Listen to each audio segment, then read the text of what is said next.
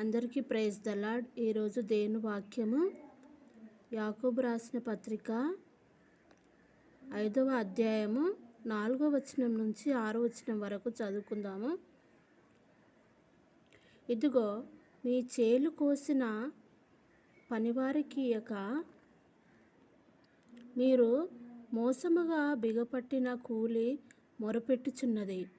మీ కోతవారి కేకలు సైన్యములకు అధిపతియగు ప్రభువు యొక్క చెవులలో జొచ్చియున్నవి. మీరు భూమి మీద సుఖముగా జీవించి భోగాసక్తులై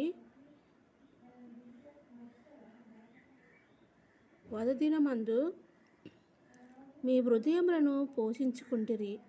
మీరు నీతిమంతుడైన వానికి శిక్ష విధించి చంపుదురు, అతడు మిమ్మును ఎదిరింపడు.